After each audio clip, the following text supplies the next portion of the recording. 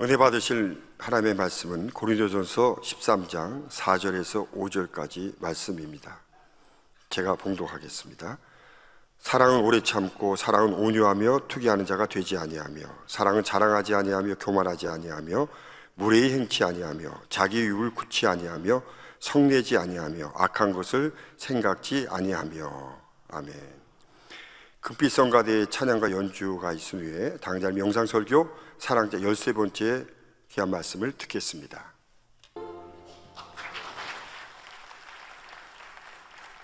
사랑하는 성도 여러분, 시청자 여러분, 이 시간은 사랑장 13번째 시간입니다.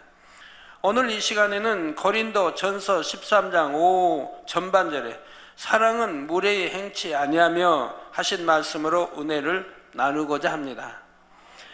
무례하다는 것은 예의가 없는 것, 예의에서 벗어나는 것을 뜻합니다. 의외로 많은 사람들이 상대에게 무례히 행하고도 자신이 무례했음을 깨닫지 못하지요. 특히 가까운 사람에게 더 그런 경향이 있습니다. 허물없이 편하게 대한다는 것이 자칫 예의 없는, 즉 무례한 행동으로 나오기 때문입니다. 무례한 말과 행동으로 상대에게 불쾌함을 느끼게 하거나 더 나아가 피해를 주기도 합니다. 또한 하나님을 믿는다 하고 하나님을 사랑한다 하는 사람들 가운데도 정작 그 말과 행실을 보면 하나님을 사랑하는 것과는 너무나 거리가 먼 경우도 있지요. 그러나 진정 사랑이 있다면 무례히 행하지 않습니다. 만약 여러분에게 매우 값비싸고 아름다운 보석이 있다면 그 보석을 아무렇게나 취급하겠는지요? 깨질세라, 다칠세라, 또 기스날세라 잃어버리지는 않을까요? 아주 조심조심 귀중히 다룰 것입니다. 또 보석감도 아주 귀한 걸로, 또 보석감에 쌓는 것도 아주 비싼, 비싼 걸로 해서 아주 귀하게 쌓아서 이렇게 둘 것이고요. 하물며 진정 상대를 사랑한다면 얼마나 소중히 대해야 하겠는지요. 결국 무례한 것도 사랑이 없는 마음에서 비롯된다는 사실입니다. 이 시간 무례한 경우들에 대해 구체적인 사례를 들어 말씀드릴 때 스스로를 잘 점검해 보시기를 바랍니다. 혹여 여러분에게 해당되는 것이 있다면 기쁜 마음으로 변화되실 수 있기 바랍니다.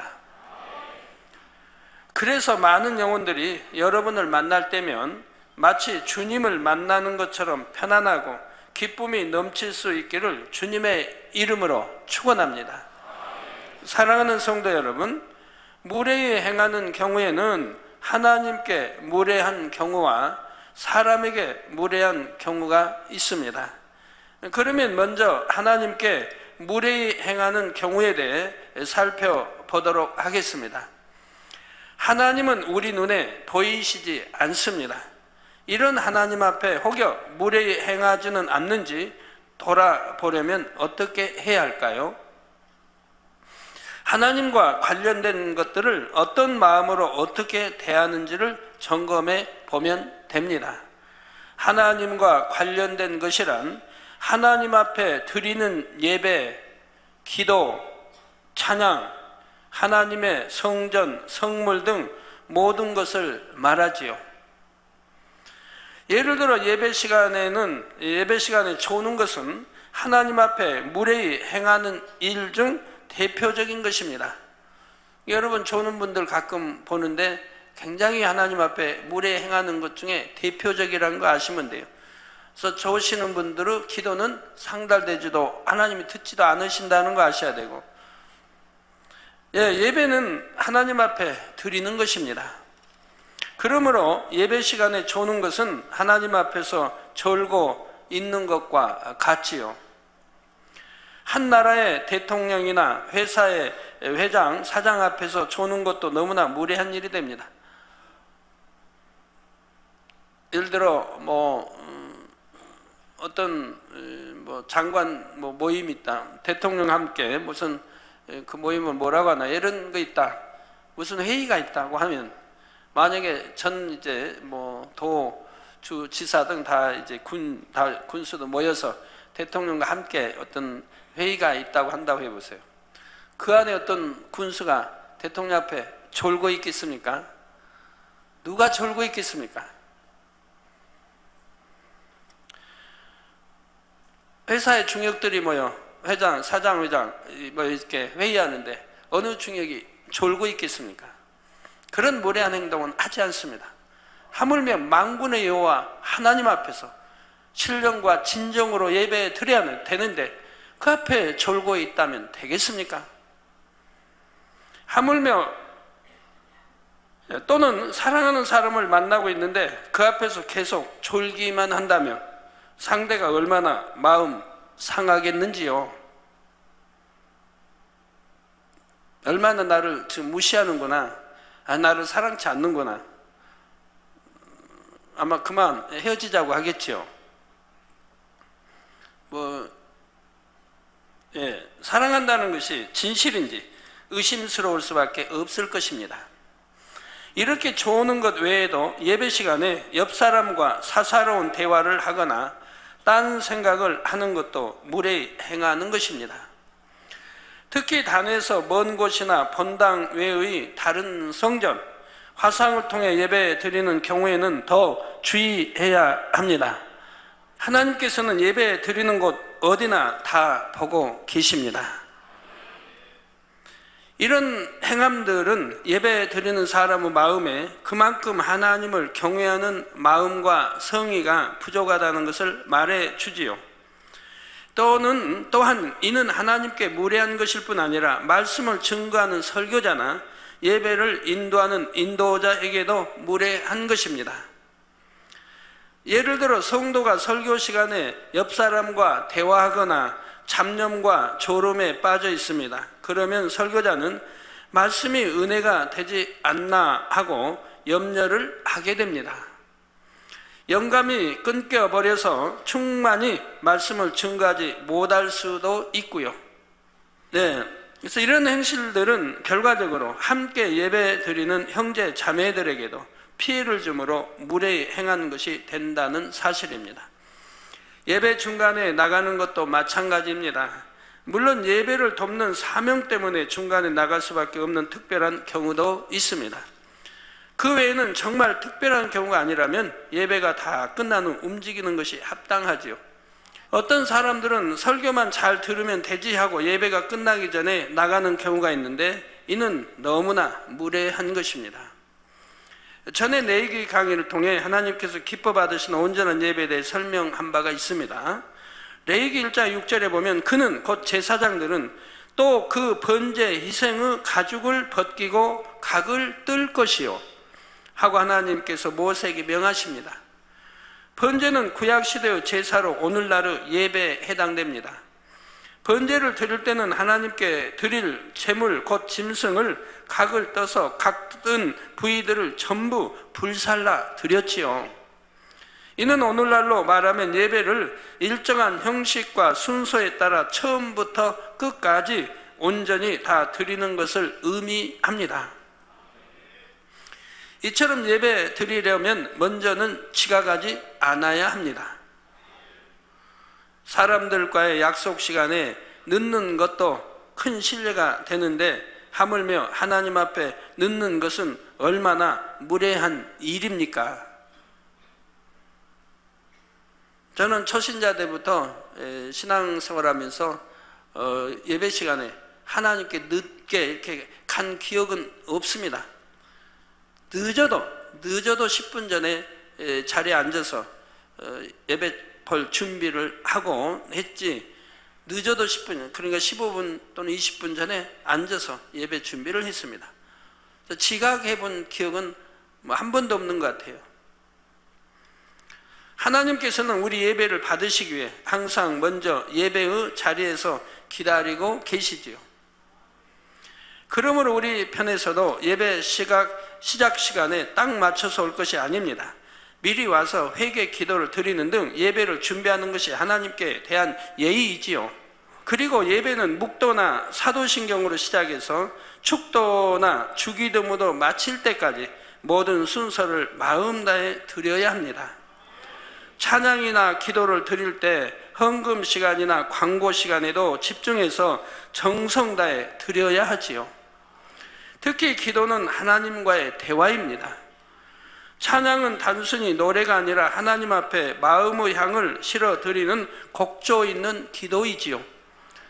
그러므로 예배의 한 순서로 드릴 때뿐 아니라 기도회나 찬양 예배, 구역 예배 등을 드릴 때도 항상 동일한 마음으로 정성껏 드려야 합니다. 예를 들어 본재단에는 단일 철야 기도회가 있습니다. 기도에 특별한 이유 없이 지각하거나 기도 중간에 까닭 없이 돌아다니고 졸음과 잡념 속에 중언 부언 기도한다면 이는 다 무례히 행하는 것이 되지요. 또한 기도하는 사람을 툭 치거나 몸을 흔들어 기도를 중단시키는 것도 무례한 행동이 됩니다. 여러분, 기도는 하나님과의 대화인데 만군의 하나님과 대화하는데 옆에서 대화를 중단시키고 흔들면 이게 되겠습니까? 하나님이 아닌 우리 인간 사회에서도 상하에 대화하는데 끼어들어서 대화를 중단시키는 것도 무례한 것인데, 하물며 아버지 앞에 기도하는 것을 흔들어서 기도를 중단시킨다면 참 무례한 것이죠. 다른 사람이 부른다고 해서 기도하다가 바로 눈을 뜨고 기도를 멈추는 것 또한 마찬가지이고요. 사람 사이에도 대화 중에 누군가 끼어들거나 대화를 한쪽에서 일방적으로 중단하는 것은 예의에 어긋납니다. 따라서 하나님과의 대화인 기도를 할 때는 더 주의하여 반드시 마무리를 한 뒤 마쳐야 하지요. 이 밖에도 예배 시간에 휴대폰을 사용하는 것, 어린아이들이 떠들고 뛰고 장난하는 것을 그대로 방치하는 것도 무례한 것이 됩니다. 물론 예배 시간에 휴대폰을 켜고 있어도 아니 되겠고요. 반드시 끄고 있어야 되겠죠. 또 그만큼 웃분들과 대화할 때도 끄고 있어야 되겠고요. 예배 시간에 껌을 씹는다거나 음식을 먹는 것도 그러하지요. 우리나라는 이거 예법에 크게 어긋나니까 그리 하는 분이 없지만, 외국에 가면 예배 시간에 웃사람 참 나이 드신 분도 껌을 척척 씹고 있는 분들이 있어요. 또 웃사람과 대화하면서도 껌을 씹는 분들이 있어요. 심지어는 TV에 그런데 나와서 대담하면서도 껌을 씹는 분들을 봤어요. 우리나라로서는 참 이해되지 않는 거죠. 그러나 그 나라라고 해도 마찬가지입니다. 예의에 크게 어긋나는 일이죠. 우리가 하나님 앞에 대화하면서 껌 씹고 있다고 한번 생각해 보세요. 아니 뭘 먹고 있다고, 이게 상상이 됩니까? 수많은 청취자가 보고 있는 앞에서 그게 됩니까? 또 예배 나올 때의 모습도 중요합니다. 예배 나오는데 집에서 입고 있던 대로 일하던 차림으로 그냥 아무렇게나 입고 온다든지 하는 것은 예의가 아니죠. 만약 여러분이 대통령을 만나러 간다면 어떤 옷을 입고 가시겠는지요? 작업복이나 아무렇게 그냥 잠바 차림 아무렇게 입고 가시겠습니까? 가장 좋은 옷, 깨끗하고 단정한 옷을 입고 갈 것입니다. 대부분 정장을 하고 가시겠지요. 복장은 상대에 대한 존경심을 표시하는 하나의 수단도 되기 때문입니다. 하나님을 참으로 믿는 하나님의 자녀들은 하나님이 얼마나 존귀한 분이신지 압니다. 그래서 예배에 나올 때 가장 깨끗하고 단정한 모습으로 나오게 되는 것입니다.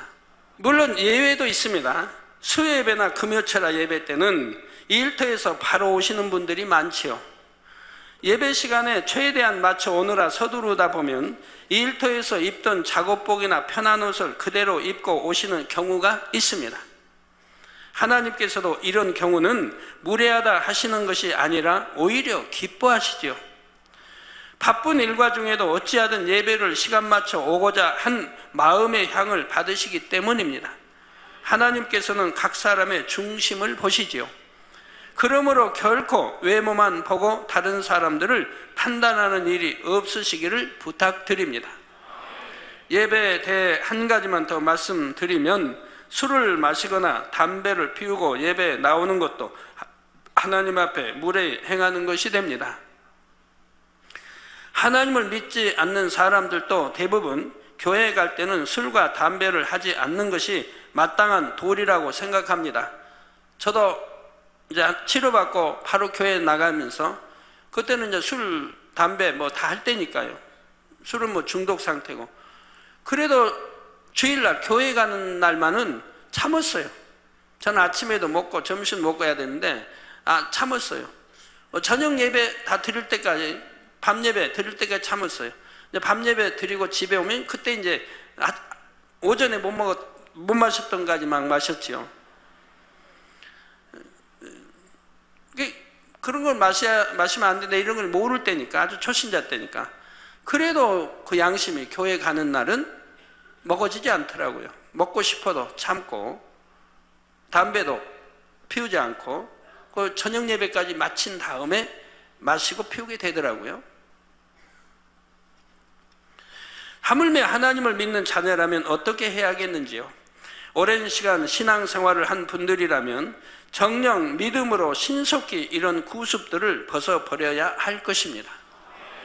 초신자라 할지라도 최선을 다해 이런 구습들을 버리기 위해 노력해 나가는 것이 하나님께 대한 참된 예의이지요. 성도 여러분, 하나님께서는 예배와 기도를 통해 자녀들과 사랑의 교제를 나누기 원하십니다.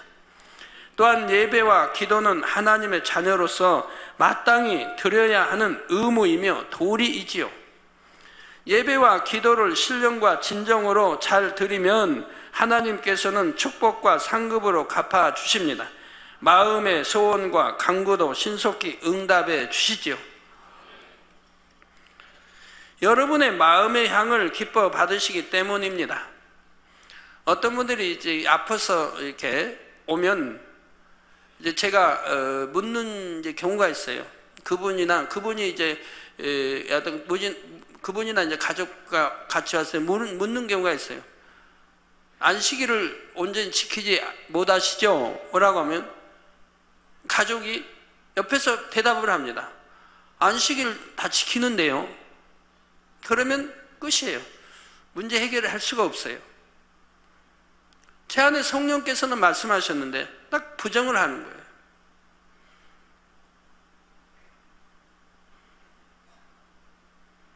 그 안식일을 어떻게 지키는지를 안다면 그렇게 쉽게 나오지는 않을 거라 이 말이에요. 교회 나와서 앉아만 있다고 예배는 아니지 않습니까? 신령과 진정으로 예배를 드리라고 했는데 잡념 없이 졸지 않냐고 다른 생각 안 하고 아버지 말씀을 귀담아 듣는 것이 참 예배이지요. 근데 그래 안 하냐고 그냥 왔다 앉아만 가고 딴 생각하고 세상 생각하고 돈 벌 생각하고 오늘 뭐 야구 아주 그냥 결승하는데 보고 싶다 생각하고 등산, 뭐 낚시, 골프 이런 거 생각하고 앉았다 간다면 그건 예배 드린 게 아니지 않습니까? 신령과 진정으로 하나님이 받으시는 예배를 드린 게 아니지 않습니까? 근데 무조건 딱 옆에서 예배 뭐 안식일 잘 지킨다고 해버린다 이 말입니다. 그러면 제가 더 이상 할 말이 없죠. 그러고 나서 다음에 이제 또 가끔가다 편지가 오는 경우 있어요. 당회장님이 사실은 거짓말이 됐네요. 얼떨결에 대답을 했다. 즉 대예배만 드리고 가는데요. 저녁 예배는 안 돼요. 아니면 가끔 빼먹고요. 이런 이제 대답을 하는 분이 많이 있습니다. 자, 그렇지 않고 무례한 행함들을 1년, 2년 계속 쌓아 나간다면 결국 하나님과의 사이에 담을 깊이 만들게 됩니다. 부부나 부모 자녀 사이에도 사랑이 없는 관계가 지속되면 여러 가지 문제가 생길 수 있습니다. 하나님과의 관계도 마찬가지이지요.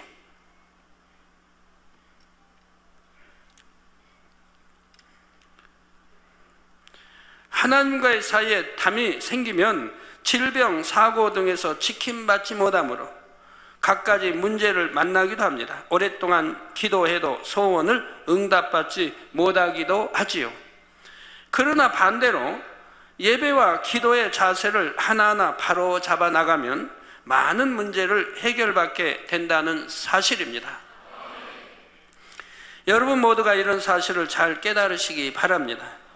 요한복음 4장 24절에 하나님은 영이시니 예배하는 자가 신령과 진정으로 예배할지니라 하신 대로 영이신 하나님께 모든 예배와 기도, 찬양을 신령과 진정으로 드리시기를 주님의 이름으로 축원합니다. 사랑하는 성도 여러분, 하나님은 성전에서 무례히 행하는 것, 예를 들어 성전에서 혈기 내며 큰 소리로 다툰다든지 사업이나 오락 등 세상적인 이야기를 하면 안 되지요.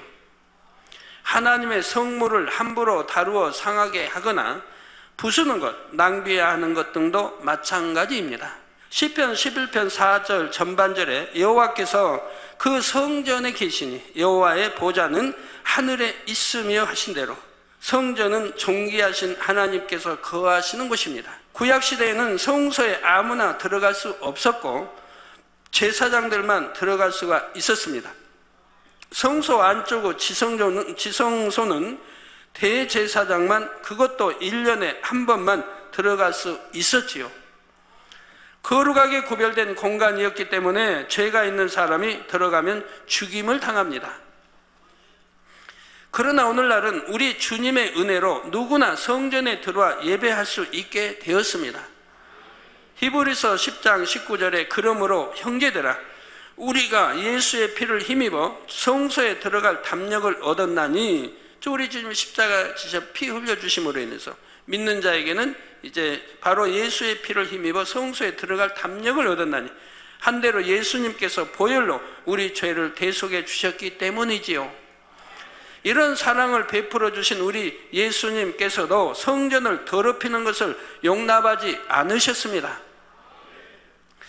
성전에서 매매하는 사람들을 보시고는 마태복음 21장 13절에 기록된 바 내 집은 기도하는 집이라 일컬음을 받으리라 하였거늘 너희는 강도의 구려를 만드는도다 하시며 엄히 꾸짖어 내쫓으셨습니다.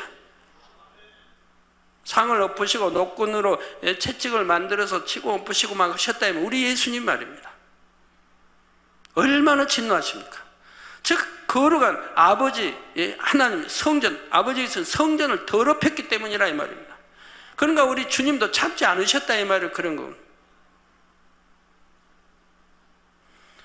그래서 마태복음 21장 13절 기록된 바 내 집은 기도하는 집이라 일컬음을 받으리라 하였거늘 너희는 강도의 구례를 만든다.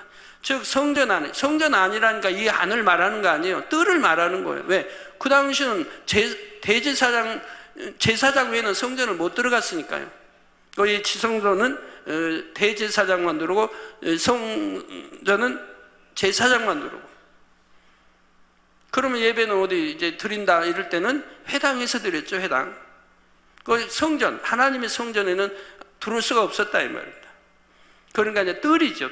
뜰을 지금 성전이라, 다 뜰도 성전이라 이 말입니다. 그런데 이 성전 안에서 뜰에서 매매하는 것을 하나님이 뭐라고 하십니까? 우리 주님이 뭐라고 하십니까? 강도의 구려를 만들었다고 해요. 강도의 구려를 만들었다. 성전 건물 안도 아니고 성전 뜰에서 하나님께 드릴 예물을 매매하는 것이었지만 이 또한 결코 용납하지 않으셨지요. 여기서 한 가지 깨달을 수 있는 것은 성전이란 단위 있는 예배당만 말하는 것이 아니라는 사실입니다. 성전 담장 안의 마당과 부속 시설 등 성전을 이루고 있는 모든 공간을 의미하지요. 하나님의 이제 예루살렘 하나님의 성전은 100만 명이 들어가요. 뜰이 워낙 넓어서 100만 명이 들어갈 수 있는 뜰이에요. 거기서 이제 매매들을 했다 이 말입니다. 하나님께 제사 드리기 위한 양이나 비둘기나 소 이런 것을 매매했다 이 말입니다. 그것도 바로 강도의 구례를 만들었다고 우리 주님이 진노하신다 이 말입니다. 이런 걸 여러분이 아신다면 성전 안에서 매매하는 일은 결코 없어야 합니다. 또 하나님의 성전을 더럽힌 일은 결코 있어서는 아니 되는 것이라 이 말입니다. 그러므로 성전 어디에 거하든지 작은 말과 행실 하나하나가 더 거룩하고 온전하도록 주의하시기를 바랍니다. 모든 성물들도 동일한 마음으로 대하시기를 부탁드립니다. 시편 84편 10절에 보면 주의 궁정에서 한날이 다른 곳에서 첫날보다 나은지 악인의 장막에 거함보다 내 하나님 문지기로 있는 것이 좋사오니 하는 고백이 나옵니다. 하나님의 사람 다윗이라면 바로 이런 고백이 나오죠. 하나님 문지기로 있는 것이 좋다. 세상에 어떠한 것보다 하나님 문지기로라면 쓰임만 받을 수 있다면 그것도 좋다. 그게 더 좋다 이 말이에요. 하나님께 쓰임 받을 수만 있다면. 이 고백에는 하나님을 너무나 사모한 나머지 문지기로 살더라도 하나님의 성전에 살기를 원하는 진실한 마음이 담겨 있지요. 이처럼 하나님을 향한 사랑이 지날수록 하나님의 성전도 사모하게 되니 성전에서 무례히 행할 일도 없을 것입니다.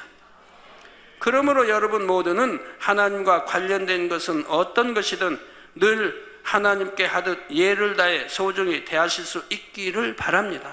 그리하여 날이 갈수록 하나님과의 사랑의 관계가 더 돈독해지시기를 주님의 이름으로 축원합니다. 사랑하는 성도 여러분, 다음으로는 사람에게 무례히 행하는 경우에 대해 살펴보겠습니다. 요한일서 4장 20절에 누구든지 하나님을 사랑하노라 하고 그 형제를 미워하면 이는 거짓말하는 자니, 즉 하나님을 사랑한다는 말이 거짓말이면 내 형제를 미워하면 보는 바 그 형제를 사랑치 아니하는 자가 보지 못하는 바 하나님을 사랑할 수가 없느니라. 보이는 내 형제도 사랑치 못하면서 보이지 않는 형제를 사랑한다 말이 됩니까? 이런 것처럼 형제 자매에게 무례히 행치 않을 때라야 하나님께서도 하나님 사랑합니다 하는 고백이 진실하다고 믿어주실 수 있지요. 어떻게 눈에 보이는 사람에게조차도 무례한 사람이 눈에 보이지 않는 하나님께는 예를 다할 수 있겠습니까?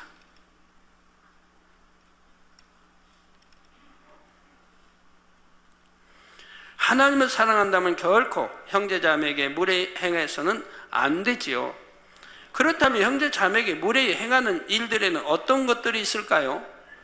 보통 상대의 입장을 고려하지 않고 자신의 유익만을 구하다 보니 무례한 행함들이 많이 나오게 됩니다. 상대의 마음에 불쾌함을 주기도 하고 시간 물질적으로 손해를 입히기도 하지요. 예를 들어 전화를 할 때에도 지켜야 할 예의가 있습니다. 자신의 입장만 생각하고 밤늦게 전화한다거나 바쁜 사람에게 전화해서 오랫동안 붙들고 있다면 상대에게 얼마나 피해를 주는 것입니까? 약속 시간에 늦는 것, 남의 집에 불쑥 찾아가는 것도 무례한 일이 됩니다. 친구, 이웃 등 사람 사이에 서로 만나고 교제를 할 때도 이처럼 지켜야 할 예의가 있는 것이지요. 그런데 혹이 워낙 허물없이 지내는 사이인데 그처럼 일일이 따지는 것은 오히려 정감 없지 않나 하고 생각하실 분이 계십니까? 부부간에도 마찬가지고요. 물론 모든 것을 다 이해해 줄 만큼 정말 허물없는 사이도 있을 수 있습니다. 그러나 상대의 마음을 100% 헤아리기는 어렵지요. 그러므로 혹여 이것이 자신만의 생각은 아닌지 늘 상대의 입장에서 생각하기를 힘써야 합니다. 특히 늘 함께 지내거나 가깝고 편한 사이일수록 상대에게 무례히 행하지 않도록 주의해야 됩니다. 아무리 친한 친구 사이도, 부부 사이도 마찬가지. 부부 사이니까 다 이해할 사이니까 또 아기까지 낳고 설마 이혼하자고 안 할 테고 또 남편이 나를 얼마나 사랑해 주는데 아내가 나를 얼마나 사랑해, 이런 이제 사이, 허물없는 사이라고 해서 허물없는 그런 무례함들이 자주 나오다 보면 처음에는 이해되지만 자꾸 그러다 보면 그것도 흠집으로 남게 되는 거예요. 싫어질 수 있는, 아니면 보이지 않는 금이 갈 수도 있는 것이고요. 그러질 말아야 합니다. 처음부터 그러지 말고 예의 있게 아내는 남편은 아내를 대해준다면 그 가정은 항상 행복할 거예요. 만약 공적인 자리에서만 예의를 갖춘다면 이는 거칠에 불과한 것이지요. 그런데 가까운 사이일수록 더 아껴주고 배려해 주는 것이 아니라 말을 가리지 않거나 함부로 대함으로 상처를 주는 일들이 얼마나 많습니까? 가족 또는 절친한 친구에게 이처럼 무례히 행함으로 오히려 남보다 못한 관계가 되기도 합니다. 우린 친한 사이니까 그래야지만 그 친한 사이가 얼마나 오래 가나요? 또 나이가 어리거나 지위가 낮은 사람, 아랫사람이라 해서 무례히 대하는 경우들이 있습니다. 반말을 하기도 하고 무시하고 명령하는 태도로 대해서 불쾌함을 느끼게 하기도 합니다. 어떤 경우는 기관장도 기관원들에게 막 명령한다고 그래요. 커피 좀 끓여와, 뭐 음료수 좀 가져와, 막 명령한다고 보입니다. 그래도 아무 커피 가져오고 기관원이 뭐 여하튼 음료수 가져오고 심부름해도 불쾌하게 생각은 않는다 이 말이에요. 이제 그런 사이니까 그만큼 이제 그런 사이니까 명령하겠죠. 그러지만 명령하지 않고 참 예의에 맞게 기관원도 대우했더라면 그 사람은 영으로 들어갈 수는 그릇인데, 그러지 않고 그렇게 할 때는 영으로 들어갈 수가 없다 이 말입니다. 내 무례함이 아무리 친한 친구 사이, 부부 사이, 아니면 기관원이라 해서 그렇게 했다면 그 사람은 그냥 육에 있는 거지 영으로 들어갈 수가 없다. 내가 영으로 들어가려면 이런 거 하나까지도 다 버릴 건 버리고 뜯어 고칠 건 고쳐 나가야 한다 이 말입니다. 그래야 내가 마음에 정말 선과 영으로 읽을 수 있고 영으로 들어갈 수가 있는 것이라 이 말이에요. 이런 거 하나는 뜯어 고치지 않으면 아니 되는 거라 이 말이에요. 특히 교회 주의종이나 일꾼들은 양떼를 관리하는 입장이라고 해서 반말을 하거나 명령하고 지시하는 말투를 쓰는 일이 있어서는 안 되겠죠. 레위기 19장 32절에 보면 너는 셋머리 앞에 일어서고 노인의 얼굴을 공경하며 내 하나님을 경외하라 했습니다. 그런데 오늘날 부모나 스승, 연로하신 분 등 마땅히 섬겨야 할 분들이라도 중심에서 섬기는 모습을 찾아보기가 쉽지 않습니다. 혹자는 세대가 변한 것을 어쩔 수 없다 말하지만 하나님의 뜻은 사람 사이에도 그 도리를 다 아는 것이요, 또한 하나님의 자녀라면 세상의 법과 질서도 잘 지켜서 무례히 행하는 일이 없어야 합니다. 아무리 세월이 흘러도 진리는 변함이 없는 거예요. 예의, 범절이든 지켜야 할 도이든 다 변하는 게 아니라 이 말입니다. 예를 들어 공공장소에서 소란을 피우거나 침을 뱉거나 교통법규를 어긴다면 이는 많은 사람들에게 무례히 행하게 되는 것이죠. 자, 우리는 이 세상에서 하나님의 자녀로 살아가고 있습니다. 여러분 모두가 마태복음 5장 16절에 이같이 너희 빛을 사람 앞에 비치게 하여 저희로 너희 착한 행실을 보고 하늘에 계신 너희 아버지께 영광을 돌리게 하라. 여러분이 착한 행실, 선하고 다 착한 행실을, 그건 곧 하나님께 영광 돌리는 거라 이 말입니다. 아, 저 사람은 교회 다니니까, 저 사람은 하나님을 믿으니까 저렇게 참 행동이 착하고 참 거룩하게 한다, 착하다. 그럼 곧 그게 하나님께 영광 돌리는 거 아닙니까? 모두에게 감동을 주는 삶을 사시기를 주님의 이름으로 축원합니다. 결론을 말씀드립니다. 사랑하는 성도 여러분, 대부분의 사람들은 매일매일 사람들을 만나 대화하고 같이 식사를 하고 함께 일을 하는 등 많은 시간을 함께 합니다.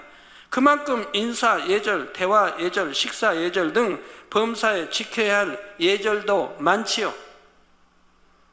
그런데 사람마다 배움과 지식이 다르고 나라와 민족마다 문화도 다릅니다. 그렇다며 무엇을 기준 삼아 예의를 다해야 할까요? 바로 여러분의 마음 안에 있는 사랑의 법입니다.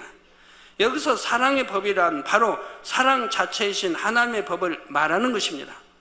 즉 여러분의 마음 안에 하나님의 말씀을 양식 삼고 말씀대로 행해 나가는 만큼 우리 주님의 교양을 갖춤으로 무례히 행치 않게 되지요. 사랑의 법에 담긴 또 한 가지 의미는 바로 배려입니다. 무례함이란 결국 상대를 배려하지 않는 마음, 곧 사랑이 없는 마음에서 비롯됩니다. 따라서 상대를 진정 사랑하면 상대를 늘 배려함으로 무례히 행하지 않게 되지요. 여러분의 마음에 온전한 사랑을 이루시면 이 사랑의 법을 온전히 따르게 됩니다. 그러므로 신속히 이 온전한 사랑을 마음에 이루셔서 천국에서와 같이 어떤 영혼이든지 주님을 대하듯 예를 다해 섬기시기 바랍니다. 그래서 장차 천국에서 하나님과 천사들 모든 사람들에게 최고로 존귀 여김받게 되시기를 주님의 이름으로 축원합니다. 예, 주신 말씀 생각하시면서 통성으로 기도하겠습니다. 할렐루야. 사랑과 은혜가 풍성하신 아버지 하나님, 오늘 사랑장 귀한 말씀을 통해서 우리 안에 크신 은혜로 함께해 주심을 감사를 드립니다. 이 말씀 통해서 우리 안에 무례하지 않는, 하나님께나 사람에게 무례하지 않는 온전한 참된 사랑이 이루어서 늘 상대를 배려하며 생각함으로, 상대 입장에서 모든 것을 우선함으로 더 예의 바른 더 참된 사랑의 삶으로 아버지 축복해 주옵소서. 아버지여 감사를 드립니다. 영광 받아 주옵소서. 우리 주 예수 그리스도 이름으로 기도합나이다. 아멘. 涙の中おらる主愛の主それは命与える救いの